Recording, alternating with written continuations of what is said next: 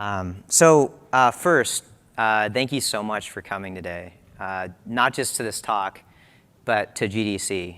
Every one of you is super busy. You got a lot to do.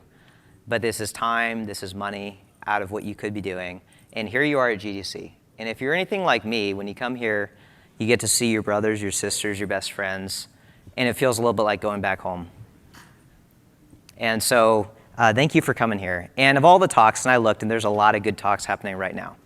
And so the fact that you're here and you chose to be here and spend an hour with us means a lot to me. It means a lot to Mixer. And as promised, we will take as long as you need to talk to every one of you who wants to come talk to us. So with that, I want to talk about a number. So 2008. How many of you guys were you in the industry in 2008? Okay, good. So we got some veterans in here and then a couple of younger people. So 2008 was a super special year. Like many of you guys, I made a game just like you did. And actually in this very building, I won one of these things. And a bunch of people wanted to talk to me, because that's kind of what you did. You talked to publicists. And then this thing happened. Thank you, Apple, for this thing called the App Store in the summer of 2008. Because let me tell you, when they did the App Store, it was raining in the best possible way. And for years, a bunch of my friends got to quit their day jobs and go full-time and make independent games, just like me. But like all good things, it wouldn't last. Our beautiful blue ocean that we swam in suddenly became crowded and became bloody waters. But not all hope was lost, because while we were all pursuing mobile, the PC, the long-forgotten PC, would actually come to our rescue. And once again, life was great. But unfortunately, this story doesn't end here, because darkness would fall across the land. And the sharks would come back. Last year, over 7,000 games released on Steam. A decade ago in 2008, if you'd ask me for advice, I would say, just make a good game. That's all you gotta do, just make a good game, put it on the App Store, and then I promise you, you're gonna get to the top of the App Store. Heck, I'll be honest, even if you made an okay game, you'd still make it to the top of the App Store too. But times have changed. Times have changed. Now, if you, in fact, many of you are looking to ship a game, and you have amazing games. I know I've seen them. But even if you have amazing games, the day you launch, there's going to be 5 other amazing games. And so I think that that's the big problem right now that's facing all of us. And so that's what me and the team spent a lot of time thinking about. How do we fix that problem? Because you pour your heart, your soul, blood, sweat, and tears into your art. And if people don't get to experience that, because there are true fans out there who are waiting for your experiences and it's going to change their lives, I promise you that. And if they don't get to experience that, then I think that's wrong. But what if I told you about a place, okay, a promised land, where millions and millions of your true fans come every single day to spend hours listening to their best friends and people they admire play your games, and then tell other people about how much they love them. It's the best kind of ad there is one that doesn't feel like an ad. And there is that place. So I work for Mixer, which is a live streaming service from Microsoft. And this talk is going to be more about live streaming in general, beyond just Mixer. But I'm super proud, and so I want to take a moment to talk about why I'm proud that I work on Mixer. So what we have is we have this powerful capability. We have this spotlight. And I can take you, and I can put your game, I can put you here in this spotlight. We have access to the top partners, the top influencers on our platform. We have across a lot of surfaces, across mobile, across web, across desktop, across the console. Because we're part of Xbox, we actually get to do cool things where within a couple clicks, you're broadcasting, it's going straight to Mixer. Same thing on Windows. And so we get a lot of attention and eyeballs. And I think that for somebody who was in your shoes not long ago, and now is in a position where I can make a difference, I think it is actually my responsibility to try to use that power for good and make a difference for you. And when I think about the team, and some of the teams here with me today, I think a product is the people behind it, And so you've heard a little bit about my story, where I came from independent games. And actually, Katie, who's in the audience right here, who I work with, and you can look her up, Katie Stone Perez. She kind of created the term independent games when she created Xbox Live Arcade a long time ago, and has been an advocate ever since. And so when I think about every single person on the team has a story like that. Like every single person on the team, when you feel pain, we feel pain, because we are you and we love you. And so what I'm asking is, I'm asking for you to believe in us in the same way that we believe and care about you. So I'm super proud of this opportunity. And when I talk about, before I kind of get into how we can help you, I need to take a little bit of time to explain influencers and streamers and how they think. So the good news is Mixer was founded. In fact, one of our founders here, James, if you want to raise your hand, is in the audience. We were actually founded by influencers and streamers. So these are people who were big streamers, big influencers on YouTube and Twitch, and they came and then formed the new live streaming service called Mixer that we all work for. And there's one particular individual, he goes by Lucklin, who I work with. And he was a huge streamer on Twitch. He did multiple thousands concurrents when he go live. And he had multiple million subscribers on YouTube. So he was a really big influencer before he came and joined Mixer. And he tells a story, and it's an important story, so I want you to listen closely. It starts, like all good stories, in the beginning. In the beginning, there was YouTube. And YouTube was a place where you post a video, and then people would comment on the video, and then you'd make another video based on the comments. And then you kind of repeat that process. And so you make a video, people comment on the video, you make another video, and you get to interact with your community. There's a delay of a couple days in doing that. But then comes along Twitch. And Twitch does this genius thing where they take the comments from down here and they put them here. It seems simple, but it makes a big difference. And now, so instead of that 2-day delay, I can now, and when we first started, and I was working on the Twitch when they were bringing their experience to Xbox, the latency, if I remember correctly, was still above a minute at the time.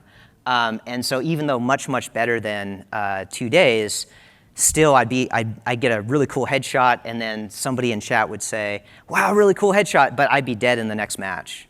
And so chat ended up talking amongst themselves, and I was kind of doing my own thing. So not perfect, but then comes along low latency with Mixer, okay? Where it's sub-second near real time. It's so low latency, it feels like we're in the same room together.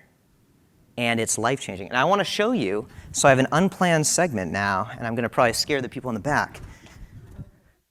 I'm going to go off camera for a little bit. I'm going to pick a random person from the audience. And, sir, what's your name? Jason. Jason. Fantastic. So that was all I needed. Back up on stage. All right, so we just met Jason, who's a fabulous game developer. Okay, marketer. Fantastic. And I'll tell you, if Jason were to go on Mixer, he would have an experience, and if I was streaming, he'd go on Mixer, and I'd say, hey, Jason, how's it going? How's your day? So you're a brand marketer. Are you working on any games right now? He's working on some games right now. And then, but here's the thing, like, it's not weird happening right now, but if you're at home and just think about this, the TV is talking to you. That's what it feels like. Like, that's what it feels like. But that's not all. That's not all. So there's a problem still, even with low latency. So, and I'll tell you a story about Mr. Lucklin. So Lucklin, he is a professional streamer, and he streams for 8 to 12 hours every single day. Do you know how hard it is to be entertaining? Okay, I'm trying to be entertaining for like 45 minutes. Do you know how hard it is to be entertaining for 8 to 12 hours every single day playing a video game? It's really hard, really, really hard. So what he does is he practices and he plays games beforehand. So he figures out the jump scares. He figures out like there's a monster around the corner. He figures out all these things so he can create a story for you guys, the viewers. But it takes a lot of time to go do that. And so then, because the latency is so low, you can actually do something special. The latency is so low that you can actually play with me, the streamer. And because of that, now, instead of me having to create content, I can play a game with you, and every time it's different, every time it's based on your input and what you're doing, and you're engaged because you're clicking buttons, you're playing with me. And so now, Luckland doesn't have to spend all that time preparing his content. And it's a lot more genuine because in the other world, he's acting. In this world, he's being genuine. He's just reacting. You guys are playing together. So that's super powerful.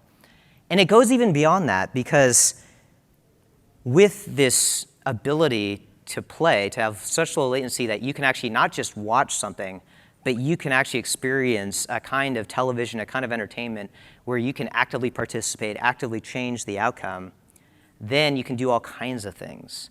So imagine there's a giant epic battle with thousands and thousands of people fighting each other, and each person is somebody, is one of the viewers in chat. And then maybe the streamers are the generals telling them what to do. So there's a lot of things that suddenly you can do that you couldn't do before. And that's really powerful. And in fact, it's so powerful, actually, that when the CEO of Ubisoft was asked in an AMA that he did on Reddit at E3, and he was asked this question, what is the biggest trend affecting the games industry? A lot of people were like, oh, it's got to be VR. And he said, you know, we're doing a lot of stuff in VR, but it's not VR. He said, it's live streaming. Live streaming is going to fundamentally change the way that all of you design games and think about games. And I promise you it absolutely will if it's not already. And so now let me show you what I mean by that. Oops, sorry. 1 second. No, this happens. Like, it's fine. Shit. Can you come up here? Can I get some help? Jesus Christ. Sorry. Can I get some help here, please? So thank you. Yeah, come over here. Okay. It's fine. Actually, Clint, it's okay. I can wing it. I've got the. I've memorized this, so it's fine. It's totally fine. The next slide was. The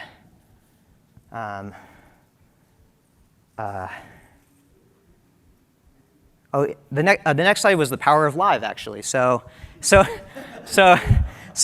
an example. So the thing about live that I was saying is you actually never know what's going to happen, and so you being here actually can affect the outcome. You could fix my computer or not. So that was pretend, but it does illustrate my point. Like, there's a reason why, even though you can watch this after the fact, that you spent a lot of money and time flying here, and you're sitting here and you're watching this. And it's the same reason as you go to watch someone play sports. Because this is powerful when you feel hundreds of thousands of people around you all watching the same thing. That's super powerful. If I were to go out and set up 2 twigs on this stage, and then in a forest somewhere, let's say, where nobody's watching me, and I kick a ball through it, that doesn't mean anything. But when the same activity happens here, this is probably the most important thing these players will do in their entire lives, and it means everything. And so that's the difference. And so when you're thinking about why is this phenomenon of live streaming going to change everything, that's why. And I'm not just making this up. So when we think about interactive games, and we never share partner data, so I don't have a name of a title or axes, but you get the gist of it. So this is a game that's been out for a while, and you see suddenly like a very irregular spike. Like, it's kind of flatline and then spike. What happened? Like, what in the world happened? Was it a game? No, the game's been out for a while. It's not a game launch. That was when they added interactive features. So they let the viewers interact, and it looked like a game launch. And not just that, but when we think about, like, look at that number. Like, a lot of you probably haven't heard of Death's Door, but a lot of people outside clearly have. after streaming for about a month or so, if any of us get a million plus views on anything, like that's a pretty big deal. And so this is a game that kind of from the ground up was designed with interactivity in mind, and it kind of shows the power of what that can do. When you give the streamer the tool to create content, that's dynamic and changes every time, and you let people go from just watching to playing. And now I want to talk about a very, very special game. And actually, if I can take a moment to have a few folks stand up, if you could stand up for a moment. We actually have some famous developers in the audience, so thank you. There we go. So this is Hyper Sentinel, and Hyper Sentinel is a game that I think really demonstrates and kind of lands what I've been talking about. And so I have a video that I want to show you.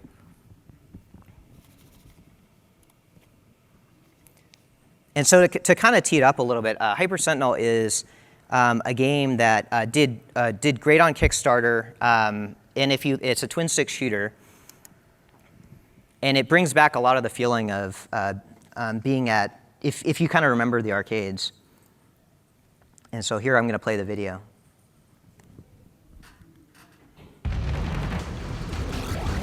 So you can see what's going on here. What's happening here is this is the viewer's experience. The objective is you can kind of try to kill the streamer. And you have buttons that appear below your video that you can press to spawn asteroids. And then now that you've got to dodge the asteroids. And then here's a cool one. So the viewer can control the mixeroid. So you can chase the player, and then the player's got to dodge the mixeroid. And we've got all kinds of weapon upgrades and power-ups. And there's attackers and defenders. And if you see kind of at the top, there's a leaderboard of who's doing better, attackers or defenders. And it's a super hard game, and it can be really, really fun when the right group of people get together, and then you can get help, or you can get hurt, or you kind of get defeated. And so this right here is really like the first of its kind.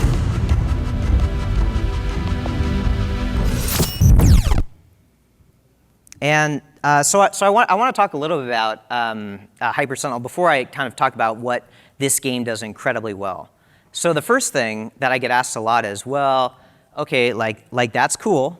Can you explain it a little bit? So every single thing that you saw happening in that video was driven by viewers. And so when you start this game and you go into mixer mode, nothing's happening. You're just a ship flying around by itself.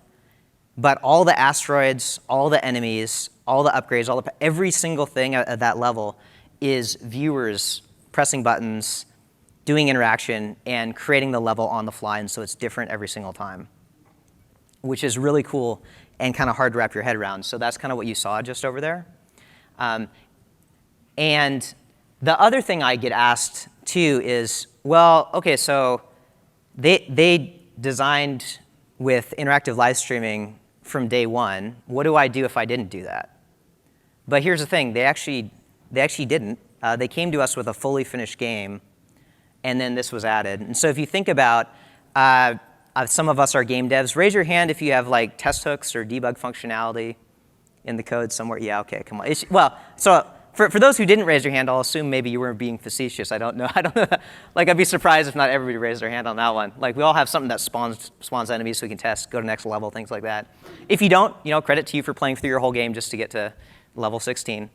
But if you think about, like, you can take that functionality that exists today. You're not creating net new gameplay. You're not creating assets, things like that. You're not creating a game from the ground up. Like, you have the core game there. And in fact, we actually think it works better when you take the core game and you let the audience participate in that core game. So some of the things that this game does incredibly well. First one is, we call it viewer attribution. And so when you're a viewer and you come to a stream, you want to get recognized. You want the moment, your 15 seconds of fame. And so if you notice in the video what Hyper Sentinel did, and it's a small thing, but if I spawn an asteroid, it kills the player. If I give a power up, anything I do, my name is going to appear on the screen for everybody to see. So they're going to now know me. And if you think about one of the problems that streamers have, if you go look at streams and you try to see the percentage of people who are actually actively chatting versus the view count, it's a small percentage. because it turns out it's super intimidating to be witty and come up with something besides hi, to say to a broadcaster. And so it's a lot easier to lurk. But if you have something like what we saw with Hyper Sentinel, anybody can spawn an asteroid. And then when it kills a player, their name shows up. And now me as a streamer, I'm going to reach out and we're going to start talking. And we're going to have a great conversation. We're going to have a real moment where we connect together. And it's all because of interactive, because of this game. Second one is we're starting to see a pattern around help versus hurt. Help is great because streamers are trying to create community. And so there's moments like, I'm telling you, Hyper Sentinel, when we played this game for the first time on Mixer, it was probably the most fun I've had, entertainment, gaming, or otherwise. And the reason why is because of the people you're playing with. And so when I kill an enemy that's driven by AI, it feels good. Like, it definitely feels good. But if I kill an enemy that I know is Jason or is somebody else in the audience, then it means something different because that's a real person. And so you can either kind of help the streamer, and if you help the streamer, then that forms a stronger bond. Or we've also seen things like in this game where you can actually do things to hurt the streamer. But one of the things I think that Hyper Sentinel does so well, so well, is they balance it. Because you could just have something where you can just troll, and that's fun for a little while. Like, what if you just spawn unlimited asteroids? But no. Just like a real level, it becomes, as the level goes on, it becomes easier for the attackers to destroy the player. Just like a real level, it gets harder and harder as time goes on. They unlock new abilities. And then for the defenders, early on, there's interesting game decisions that they have to make. Like, I only get a limited number of invincibility shields or health power-ups. Should I use those now? Or should I wait till I know I'm going to need them when it gets harder? But the player might die, and then I might have wasted it. So super interesting game design decisions. And then also, and I've seen they actually put together a balance table and really thought about making sure that people are split so that it's always around 50-50 on attackers, defenders, so that no team is overpowered. And one of the things I'll kind of just touch on a little bit is the sense of getting a reward for streaming. We'll have kind of more to say on that later, but right now, kind of all I'll say is if somebody plays the game, do they get some kind of recognition? So this game has a leaderboard at the end that shows up and says how I did as an attacker versus a defender, and that causes a lot of great conversation where I'll say hey Jason, come on man, you're kind of, you look like you're AFK right now. We just gotta do better. And then a replay loop, it just has this replay loop and it's perfect. It's these short couple minute rounds. You can just drop right in. You can play. You get your name on the leaderboard. You can stick around, play again, and then you can leave, come back. And so there's this really, really nice kind of replay loop that game has. And the game also scales really well in viewership. And so all these subtle things that I love about this game, and one of them that's easy to look over is there are these buttons that a percentage of the audience has to click the button, and then it charges up before it kind of fires what the particular power-up or whatever whether the action is. And so that scales with the viewers. So you could have 1,000 viewers, and if 30% have to click, everyone has to click. Or if you have 3 viewers, it still works. And so really, I think really smart thinking about variable viewership. And I have another game I want to show as well. I have a video for this one. And I'll have a little bit of setup on this. So Next Up Hero is a game that is a twin stick shooter. It's a super hard game, kind of by design. And so you're going to die. You're going to die a lot. And so this is where viewers can really come in and help the streamer.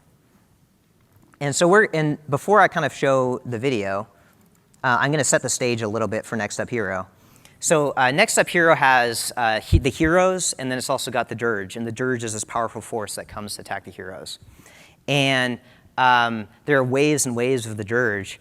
And you can play, as a viewer, every viewer gets to play, and you can cheer for both sides. So you can cheer for the dirge, you can cheer for the heroes. And then these cheering kind of become this currency that you can then spend in interesting ways with these other 2 roles, which are commander roles. So you can be a commander, and the bodies of dead heroes that drop, or the viewers can press a button and come and jump in and become these ghosts. They're called echoes that can play. And the commander plays this RTS game on top of this twin stick shooter game to command the echoes to do different things and attack different Do you attack the big guy? Do you attack the little surrounding small buckles?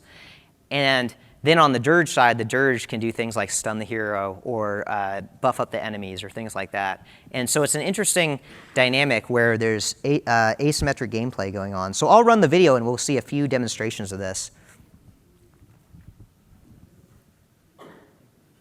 So you can see the buttons below the screen and the video will be on top. And this is the viewer, what the viewer sees. And so here we just kind of spawned in. And they're doing so, they cheered for the dirge. I guess they don't like this particular hero. And looks like we're gonna spawn an echo. So now you can see a player goes down and the name actually appears right there. So when I revive, I see the name. And then it's gonna follow me around. And so now we're gonna spawn a shadow, which is something that's gonna attack the player. And this is a super, super hard game, so every little thing that the viewers do makes a huge difference between whether you live or whether you die. And here's a view of commander mode. And so you can see the enemies that appear near, the commander can choose which enemies to send this army of echoes at.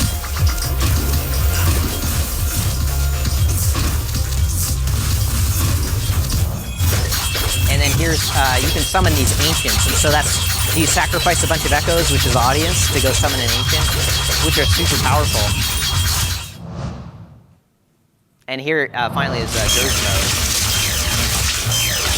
And each one of these buttons costs cheers, and so every time as a viewer I cheer, I give more currency to either the dirge or to the commander to go execute these actions. And so you can imagine the commanders saying, "Chat, come on, like give me more cheers, give me more cheers." Like I got to get more cheers so I can go summon a giant enemy, or I can stun the hero, or I can freeze them.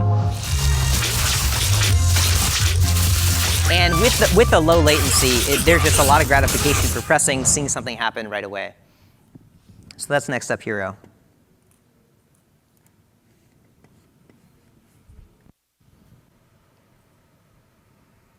All right.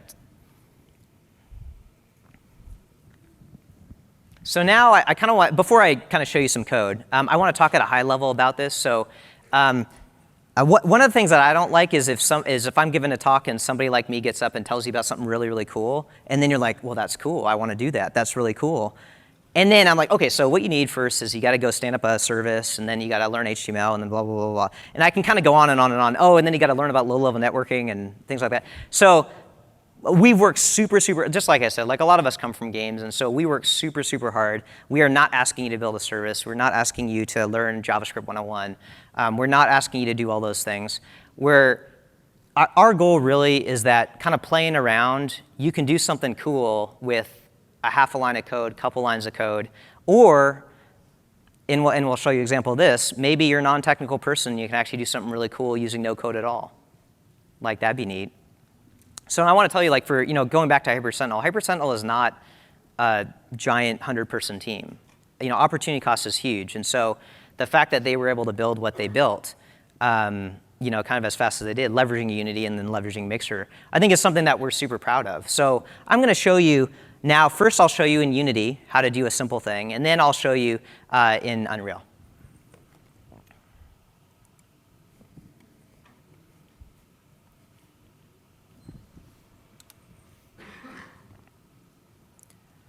So can I, just because I'm curious, can I get a show of hands? How many people use Unity for development? Oh, okay. All right, good representation here. How about Unreal? Okay, good. How about other engines? I'm curious. Ah, okay, cool. Custom C++? Oh, okay, I'll have to talk with you guys later to figure out what the other engines are. I'd be curious to know.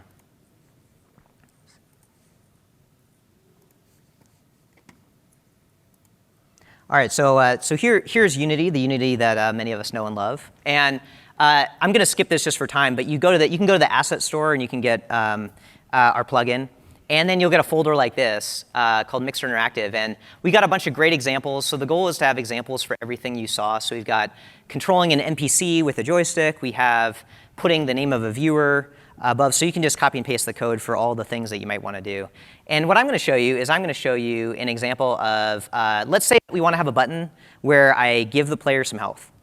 So the first thing I'm going to do is go into this tool that we have. We call it Interactive Studio. And so again, like, I don't want you to be figuring out databases and things like that. And so we've created this tool, and we host all the services. You don't have to pay for it, where you can kind of go in, and a non-technical person could say, I want a button called Give Health. And you can see we've got some other controls here, and we're having more as well. I'm going to give it some text. And then I will place it on the canvas here. Make it a little bit bigger so people can see it. And then I click the Save button, and then that's it. And so that's going to cause, whenever I start streaming the game, this button right here is going to show up right below the video for people to see. And now I want to show you what we do in Unity. So I'm going to copy this ID here. And we're going to go into this give health function. So the first thing you're going to want to do is do mixer interactive .go interactive. And when you do that, that connects up to Mixer and figures out to show, it gets the button, shows the buttons, and that's it. One line of code, and you're done. So now we're gonna do that input. So this is gonna be when someone clicks the button. We're gonna say if mixer interactive dot get button, and then I'm gonna paste in the button ID I had from the other page, give health. Then we're going to do this. Current health plus plus. All right, I should have had you guys time me. So there we go. So now I've just done give health. So that's it. And now, actually, because I just remembered that, you should time me for Unreal. So I promise I can finish this in under 5 minutes. Okay, well under 5 minutes. And if I don't, I'll give you $100. All of you $100. OK, here we go. So, oh, shoot, why did I do that? OK. Please don't have a bug. OK, so here we go. So the step I did skip is we have a really nice getting started wizard where I log in and it automatically links my project from Interactive Studio. So I'm going to type, and this is magic. And James Yarrow, if you can stand up, please. OK, he can't stand up, but that's fine. Anyway, this gentleman is a magician. And this is, so what it does is Unreal actually pulls down all the buttons you have. So you don't even have to know the ID. It just knows you made a give health. It knows I did this. I made a give health button. And then let's have it print out some text. So we'll do a print, it should be print text, but that's fine here. And then ready for it. I think I still have time left. I think I still have time. Oh, done. All right. Did I make it? I made it, right? Yeah, OK, cool. All right, because otherwise I would be bankrupt. I don't think there's enough people here. I said $100. Why did I do that? So there we go. So now I'll switch back to the slides. And I think I think that's super important to kind of see is like we take this stuff really seriously, and like we're hosting the service for you. We're doing the database. We're doing the WebSocket code. We're doing plugins in your engine of choice. And if we don't have a plugin in your engine of choice, I'd love to know what engine you're using so we can go fix that. We really, really want to make this a small amount of effort because here's the thing, like we've all been there. Like I've been there, and you guys have a lot of work to do to just make a game, to just finish a game, much less put other things in there. And so what I want for you to look at this presentation. I want you to see about our promotional capability and the fact that these experiences are interesting enough that they kind of just promote themselves and they just create stories themselves, even if we didn't have our promotion on top of that. And then think about how long it took me to do that. And I want you to say like that's worth it. Like that's something I can do. And we will make it worth your while. And so quick note, while I did show buttons and joysticks, and you probably saw a text box in there as well, we have all kinds of things. And this is kind of the one more thing, is all the way to fully custom. Think of like things appearing on a video. Think of being able to click on the video and actually maybe RTS style control somebody. Like we have a whole bunch of stuff that if you want to know more about it, you have to come talk to us. So this is the important thing to take away. If you take away one thing from this talk, it is that email address, mixerdevinfo@microsoft.com. And if you do something cool with Interactive, and I'm serious about it, We are convicted that interactive is the future of live streaming. And the best way to tell that story is through your work. Like it's through content. And like Hyper Sentinel is a good example where like that content just tells the story. And so if you do something cool, we want to hear about it. So please, please, if you can do one thing, if you do something cool, let us know about it. And then here's our website, dev.mixer.com. And then our Unity plugins on the asset store, our UE4 as well, and also on GitHub. So you can search on GitHub for both of those things and grab them. And so I want to, and then also we're right next to the expo hall. And so if for some reason, and I purposely left a bunch of time because I promised that we'd talk to you, and so we are absolutely going to go talk to you. But if for some reason we run out of time, we're going to be at the expo hall, and everyone who was here, we will make sure that we'll talk to you. All right, so with that, thank you very much.